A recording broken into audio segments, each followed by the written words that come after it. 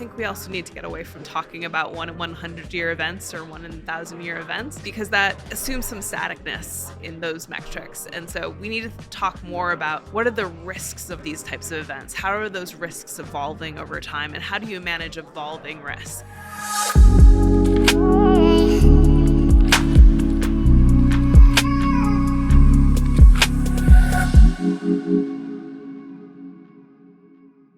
Hi, Sarah. Welcome to the show. Thank you for having me. What's your way to rethink water? What I'm bringing from my agency, the National Oceanic and Atmospheric Administration, is we're providing information on the future of water through projections of climate information, but also forecasts, from weather forecasts out to 2 weeks to seasonal predictions out to several months or even out to 2 years. And so we're providing the information to be able to manage water during the operational side of operations of day to day or for a couple of months, trying to think through what does the future look like in near term versus short term extremes, but then also long term infrastructure planning. How do you plan for the very future, and how do you plan for changes in those also potentially operational needs that you may have also due to climate change? So there's a rethinking of the use of all of the data that we have to be able to more efficiently manage the water resources that we have right now. You mentioned all the data you have. How accessible is that data? Do you have to really bridge a lot of sources? Do you have to build something which is existing maybe in basements and in archives? What's the availability of the data today? Yeah, that is a major challenge that we're focused on right now, is making sure that data isn't on some server somewhere that no one is accessing. We recently launched CAMERA, which is also across federal agencies, which is resilience.climate.gov, to be able to explore climate information across the United States. And it provides it in mapping software with ESRI, which is traditionally what a lot of the utilities or communities use to be able to explore information across their assets.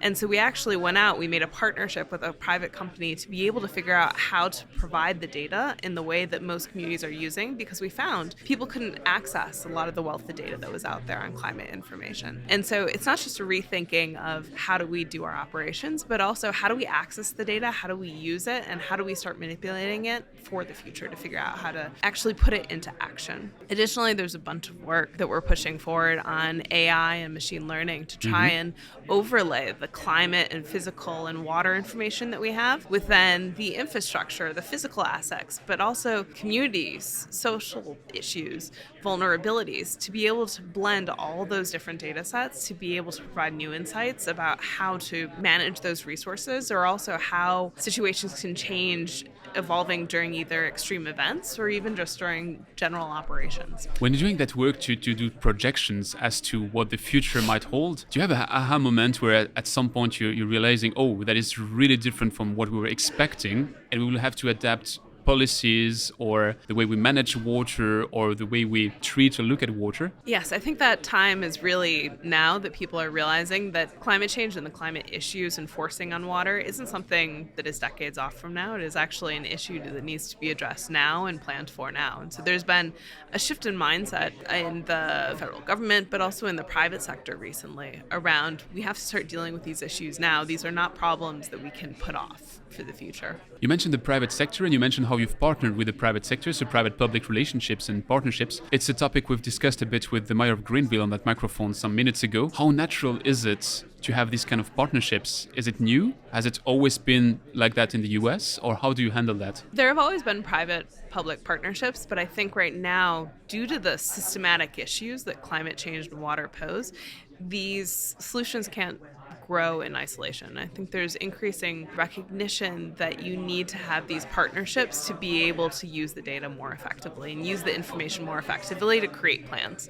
So we are making that in our operations and how we're disseminating data, and we're also doing that with getting feedback on the type of data and products that we produce to make sure that the science of our agency is rising to the challenges that we see society facing. So you're trying to inform the decisions, if I get that right, with some forward-looking ways to collect data and to leverage data. What is the boundary to your implication? Do you give a recommendation and then people might or might not apply it, or do you also work with the people who will have to implement the infrastructure changes or whatever it takes? Our agency is the authoritative information source for this type of information for decision makers to make those decisions. So my goal is to make sure that we have high integrity data that people trust, that they use, that is in their decision-making process, and it is up to them to make the final decisions on what it is that they want to do with us, with that information. But we will provide them with all the data, all the information that they need to help them make those decisions. And those decisions may be multifaceted. It won't just be science that they're looking at. They're looking at infrastructure challenges, investing challenges, social challenges, vulnerabilities.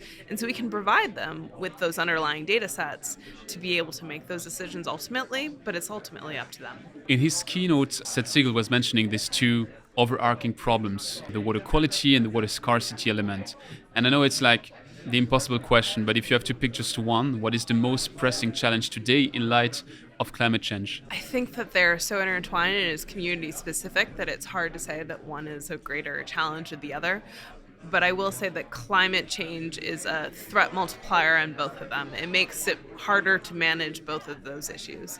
And so climate information needs to be brought into figuring out how to manage both those issues as well. A lot of the way we've designed infrastructure in the past relies on statistics and models. For instance, you build a dam knowing that there's 1 out of 100 chances that there's a flood of that size this year. With climate change, all those statistics somehow become obsolete. You have to rethink almost everything. How much are you running in a race which is hard to win or to keep the pace? You have to rebuild. Climate projections give us an eye into what the future holds.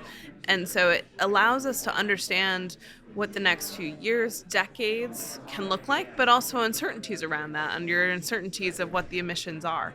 And so you can use that information to try and figure out what infrastructure you need today for the next 10 years and what different types of infrastructure you may need 30 years from now when you might have greater uncertainty. And so it allows you to make those decisions and those investment processes over the several decades to be able to plan for climate resilience. Climate projections give us this directional information that then decision makers can use. And I think we also need to get away from talking about 1 in 100-year events or 1 in 1,000-year events, because that assumes some staticness in those metrics. And so we need to talk more about what are the risks of these types of events? How are those risks evolving over time? And how do you manage evolving risk instead of talking about it in those static terms? How do you bring that perception of the risk to the general opinion?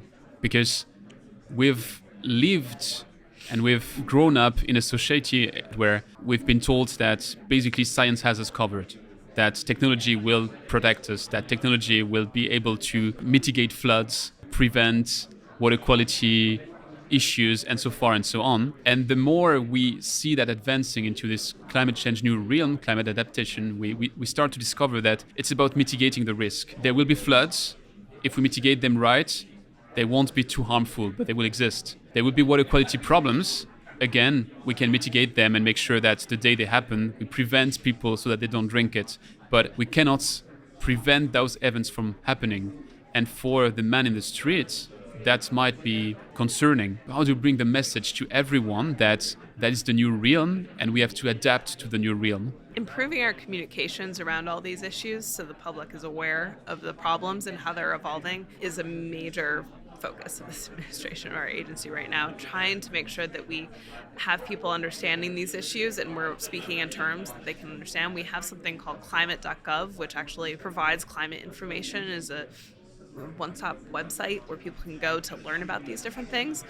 But then it's also how we talk to the media, how we talk to external parties, how we work and engage in local communities and states, and then also how we work with the social sciences. It's not enough just to do the data in the physical sciences. We also have to do the work in the social sciences to make sure that we're communicating it well, but also that there are incentives and uptake of that information to make those types of decisions. And so that's why I regularly talk about this as a systems problem. It's not just solved by better data. It's not just solved by one thing. It's many different things have to be working in concert to be able to create the solutions that are needed for dealing with the issue. I have a crystal ball question to round off that discussion, which is, if you look in 5 or 10 years, what will tell you that you had a positive impact? It will be the uptake and use of climate information across the US to be able to build resiliency and adaptation plans, and the fact that those plans and investments have happened, that we see that there's been action on figuring out how to build resiliency and adaptation around the United States. So when you see the Biden administration infrastructure bill, that is a first success for you, or is it unrelated? The infrastructure bill provided us with funding to be able to help with advancing those priorities of the agency, as well as the IRA funding. It's critical for building coastal resilience, for data plans, for advancing high performance computing, and all the things that we need to be able to better deliver weather forecasts, seasonal predictions, and projection information, but then also delivering that information to communities and to local governments to be able to make the decisions that need to be made around weather and climate. To round off, I just have one rapid fire question and then I'll let you enjoy the rest of the conference. My rapid fire question is the following: what is the most exciting project you've been working on and why? There's just so many to count. That's a good answer.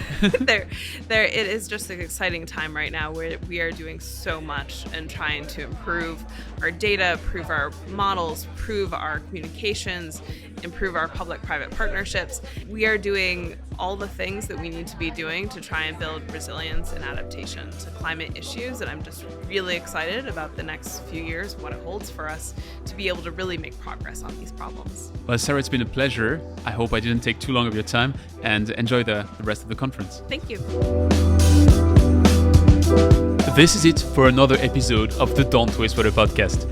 I'd like to hand out a special thanks to Science Water for enabling it, and if you enjoyed it, make sure to give it a review on Apple Podcast, Spotify, or wherever you get your podcast from. I don't know if I deserve 5 stars, but my guest surely does. Do it now, tell it to your friends, and I'll be back very soon with the next interview.